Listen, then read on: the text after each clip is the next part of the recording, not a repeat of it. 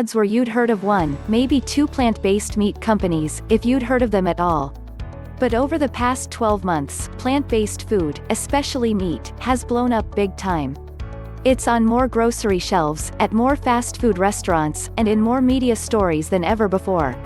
In fact, I'd say that 2019 was the year that plant-based food truly went mainstream. Plant-based food didn't suddenly appear out of the ether on January 1, 2019. Impossible Foods was already serving meatless sliders at White Castle, Beyond Meat patties were already in a myriad of restaurants and retailers, and Oatly was the alt-milk darling of coffee shops everywhere. But 2019 kicked things off with a bang when Impossible Foods was named Best of the Best by Engadget at CES 2019. We were there to sample Impossible's new Recipe 2.0, which it unveiled at the tech conference. Yes, it was delicious. While there we also got to interview Impossible's CEO Pat Brown, who told us that next up, the startup would be tackling steak. Beyond Meat launched its own version 2.0 around the same time, following it up a few months later with its very realistic Beyond Beef. This summer the El Segundo, California-based company became the first plant-based meat company to go public. And it crushed expectations. Beyond had the highest IPO pop since the 2008 financial crisis, and its shares have continued to soar, with a few fluctuations here and there. Photo, Beyond Meat. Plant-based meat became a lot more easily accessible this year. Impossible made its retail debut in LA this September, while Beyond continued to expand its retail footprint, even into Costco.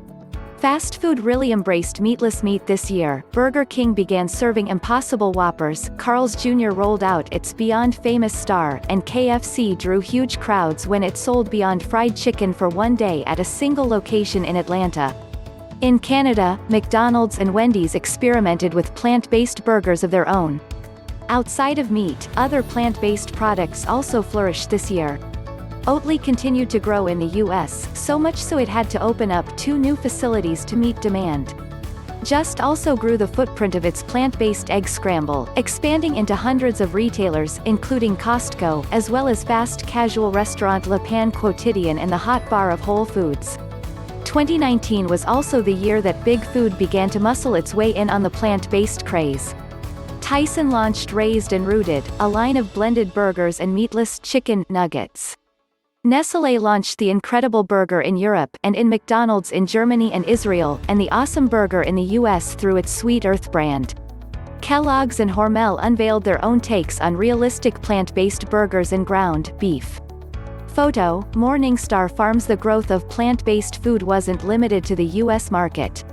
Europe saw a number of animal alternative companies hit the market and expand their reach this year. Plant-based food companies set their sights on Asia in particular, recognizing a massive market with a huge hunger for meat and protein in general. Both Beyond and Impossible have been slowly expanding in Asia.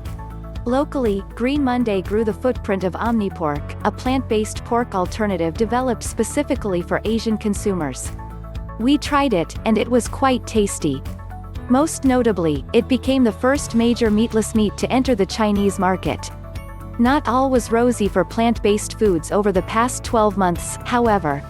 Products like Impossible Foods and Beyond Meat took a lot of heat from critics who think their products are too processed and unhealthy. Shortages from Impossible Foods and Oatly also had consumers throwing the brands some shade, though it hasn't seemed to cool their popularity. Finally, spurred by powerful meat lobbies, over a dozen states also passed legislation restricting what terms plant-based meat could use on its labels, though as of now those laws have been overturned in Mississippi and tabled in Arkansas. To keep up with all of the plant-based action, 2019 was also the year we started Future Food, a weekly newsletter dedicated to exploring the latest alternative protein news and trends. Subscribe if you like. 2020 is already shaping up to be an exciting one.